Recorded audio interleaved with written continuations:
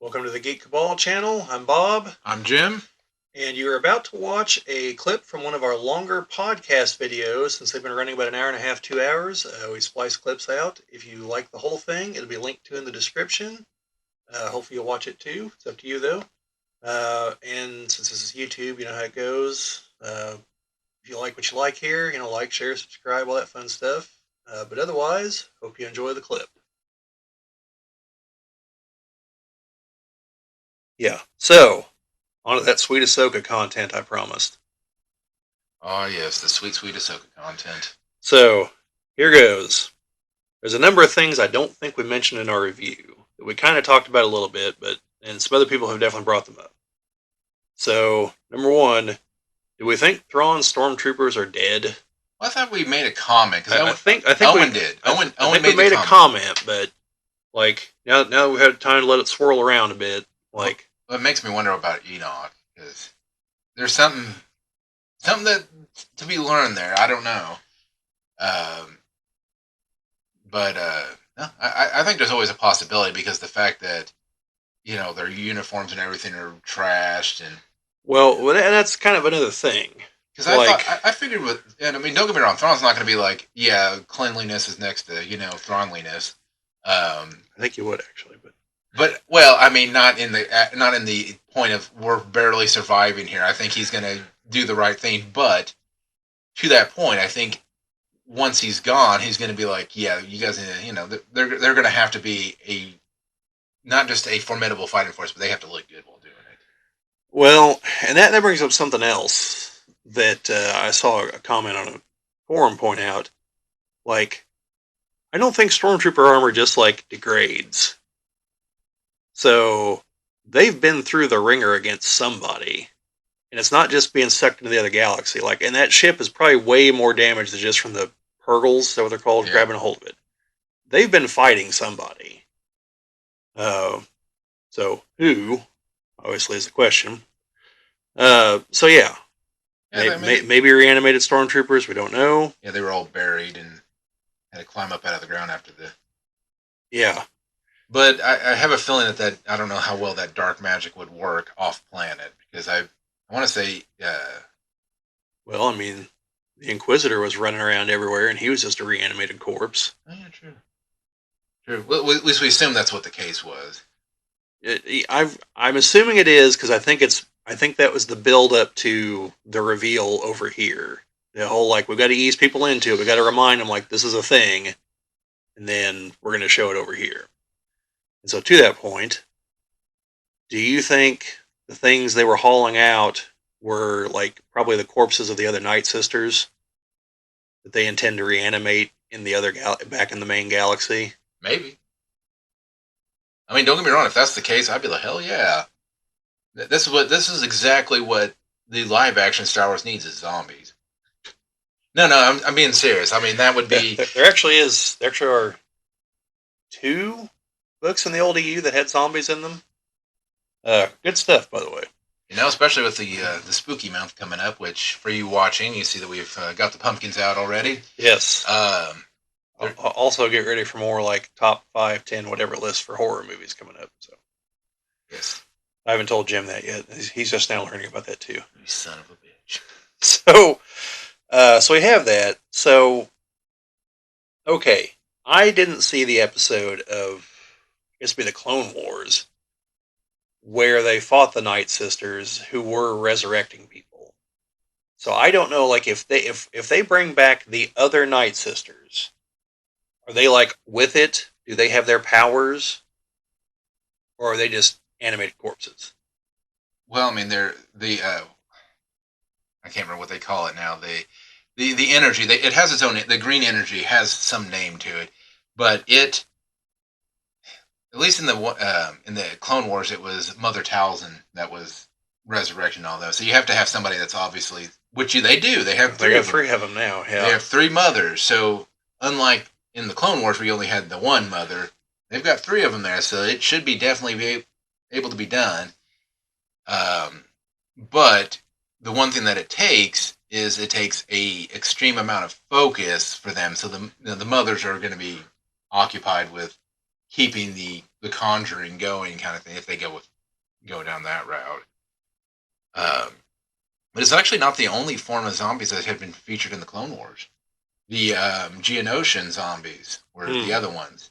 Because there was a whole episode where the Queen has like larvae type things that she can let out and reanimate dead bodies, and on top of taking control of other live hosts. Because the way that Ahsoka is able to free her and Barriss Offee is by freezing the ship. Okay. So I ask that because now it's time for rampant speculation as to what we're going to see.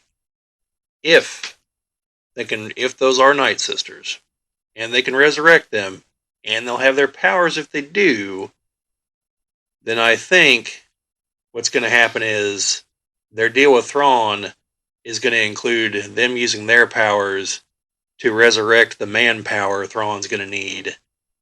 Like, once he gets back to the other galaxy, like a bunch of dead Imperials, to have the army that they're going to need to fight the New Republic. Maybe. Because and I don't know that they are at this point, because we've wildly diverged from the potential of just copying the Thrawn trilogy. But part of that was he gained access to a thing that the Emperor had, and that had spar toy cloning cylinders, I think is what they're called. They can make clones in a week. Forget like 10 years to make a 20-year-old. In a week, you'll have a 20-year-old. And so that was his plan, was create a bunch of clones, and then there was a Republic fleet that had been, lost, and he knew how to find it. There's like 600 some odd ships in it, and so he was going to take the clones, man the cruisers, and go destroy the New Republic. So if they're going with anything approaching that, he's got to get his manpower from somewhere, and since we're already dealing with all this, I'm thinking that's maybe what it is.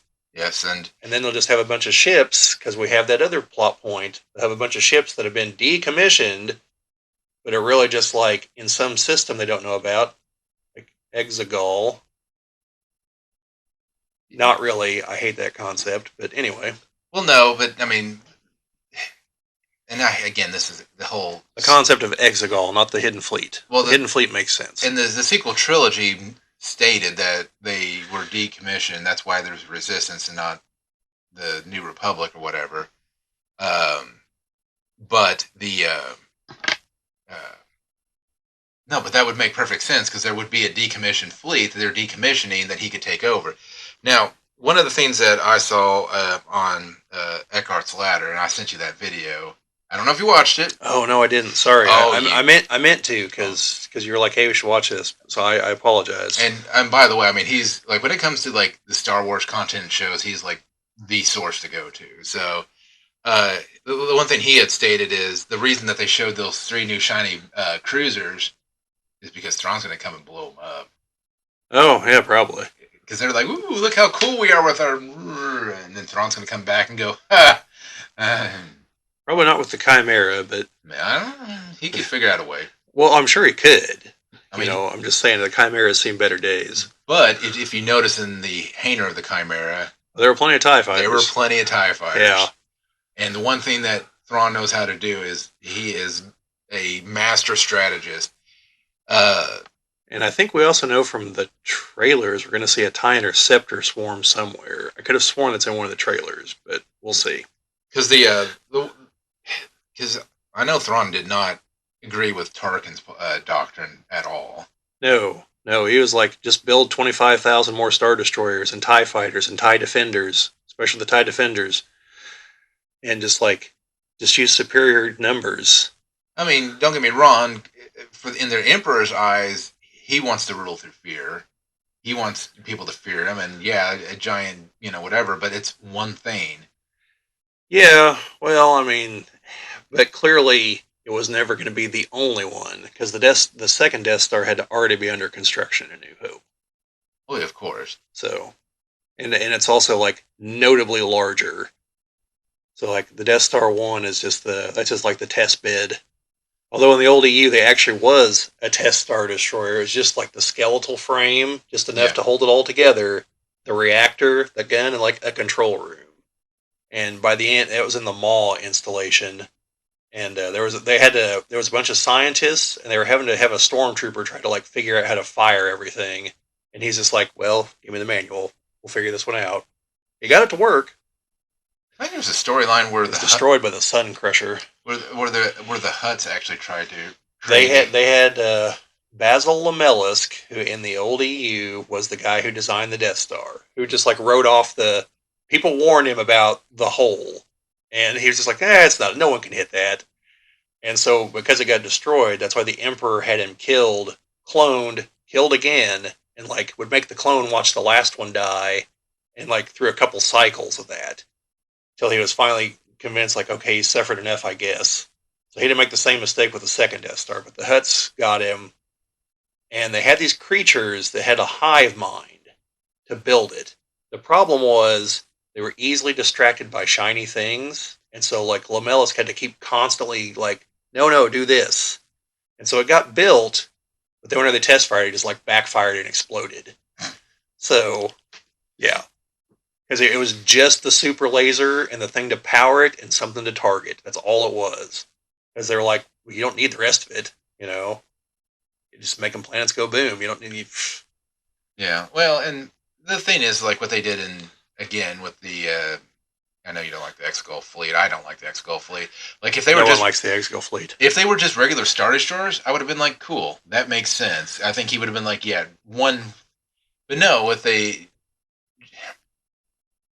super laser didn't make sense. The only thing that made sense on any capacity was the Eclipse class Star Destroyer, because it was a super Star Destroyer, a super dreadnought with a super laser. Yeah, and even that wasn't fully powered. It was like a third power or something. It could crack the planetary crust, but it couldn't actually destroy the planet. Yeah, because the problem is that nobody thinks. Nobody. They're like, it's just Star Wars magic. It's just this Star Wars universe thing. It's like, no. The one big flaw with the Star Destroyers in general were that they had such massive power consumption. And you're now throwing a laser that can destroy a planet onto every single one of them. How are you going to fuel that? I mean, okay, Last Jedi, fuel. How the hell are you going to fuel that fleet? Yeah, well, that's the problem with the sequel trilogy all the way around. It just keeps introducing things, and they don't think about what it's going to do. Like in the first one there, that I can't think of the name of. Force Awakens. They've got that whole, like, oh, we're going to come out of hyperspace inside the shield with something we had to do manually. Like, no, you're not.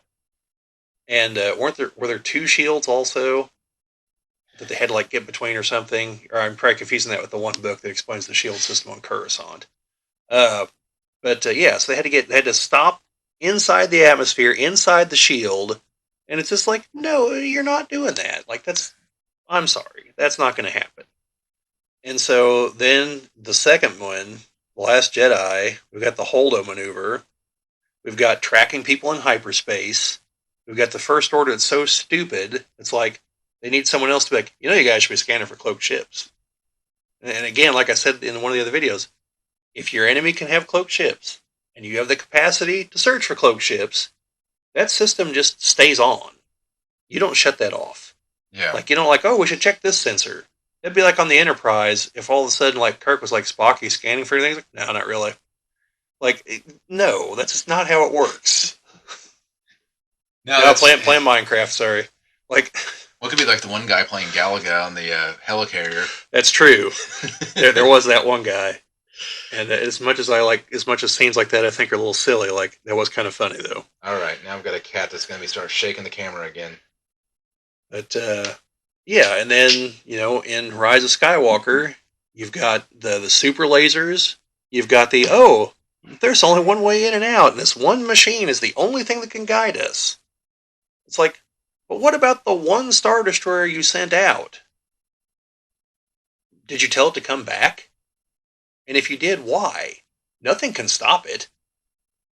I mean, it's a Star Destroyer with a super laser on it. Like, what the hell are they going to do? Well, let's send some fighters after it. Good fucking luck. Like, okay, well, you took off from that planet, right? Try to land now. No more planet. Like the idea that those things could be stopped at the end of the movie is ludicrous. The few that were out there that you see people fighting, I'm like, With what? The New Republic has no fleet. It got blown up in the first movie with the Star Killer base. All their ships were on one planet, and they got toasted. And a bunch of marauding people don't have the firepower to bring down a Star Destroyer, much less thousands of the damn things. So, speaking of Star Killer, did you hear that the actor for Star Killer, the Sam voice, Witwer? yes, is in some sort of going to be in Yeah, some sort he's in here somewhere. well, I guess he's also in a Star Wars project coming up. Oh, well, I mean, if they canonize And I don't think Force Unleashed, that'd be spectacular. I don't think they're going to. No, but I think Well, he also does Maul's voice, though. that's who he's playing. So, Which poor Ray Park. what happened there anyway? What? Well, there was some kind of falling out with Ray Park, I thought. I don't know, but supposedly that's who he's going to be playing as Darth Maul. I mean, I think they should just do like what they did in The Phantom Menace, have Ray Park play the physical guy, and have Sam Witwer do the voice. Although I'd honestly rather have the guy from The Phantom Menace back. You know, as far as the voice. By the way, you know who that is? You ever see Shaun of the Dead? Yeah. You know the kind of asshole roommate? It's him. That's Darth Maul's voice from The Phantom Menace. Nice. Yeah. Yeah, he's also he's in a bunch of other British shows. Yeah, there's one, they're all on YouTube, it's called Look Around You, season 1. They're like mockeries of like science shows. And they're like, look around you. What do you see? It's like, today we'll be talking about water. Or one is talking about iron. I think it's the iron one, where they end up giving a guy superpowers so the scientist shoots him. But it's pretty funny. Check it out. So anyway, some things that we, kind of either, we didn't really probably give the attention they needed because we were trying to be quick and we just watched the episode, I felt. So, on that front, I think I've come up with an acceptable answer to my space whale problem as far as the corpses and all that. And I read something, and just something that they said just triggered this thought. They didn't spell it out, but it's like the way they said it, and I was like, maybe it was this. So I got to thinking. So the whales get there and they die, right? Yeah. Well, they're in space. Like, once they're dead, their bodily functions are all going to cease. And being in space, whatever was keeping their insides inside is eventually going to stop functioning. Because, that's got to be some biological process. And at that point, they're going to dry out. Because space being a void is just going to suck the moisture out of them eventually. Like, once it starts, even if it's just like a rock hits one of them and cuts into them, that's the beginning of the end. Well, once all the flesh dries out, the bones are going to fall off of it. And so then that's going to be orbiting. Then another whale comes along. Well, the bones from the first one are eventually going to smash into it if it's a circular orbit. Yeah. And so on, until eventually it's the bones hitting each other and pulverizing, and that's assuming that all those rings were meant to be that and weren't already full of rocks, which would accelerate the process if they were. So I can get behind saying that's what's happening. Yeah, and like I said, I think that whole thing, it doesn't really matter. It's just a little weird. Like I said, No, Jim, it matters. Space stuff has to make sense in Star Wars. That's why I complain about sound in space and the fact that fighters bank like aircraft in the atmosphere. And I'm being completely sarcastic, folks, by the way. I don't complain about those things because they look awesome. Yeah, because otherwise it wouldn't be. I'm well aware that they should not do that, but they do. And don't get me wrong, I think the movies that do silent space are good, but when you're having an action movie that's supposed to have excitement and stuff, could you imagine a musical score with no sound behind it because you couldn't hear any of the ships? It's like dun dun dun, dun dun dun dun dun. But yeah, I just wanted to say that it sounded like I was probably making a big deal about it in the Ahsoka thing, and I've settled on an explanation that makes sense for me. So do with that what you will.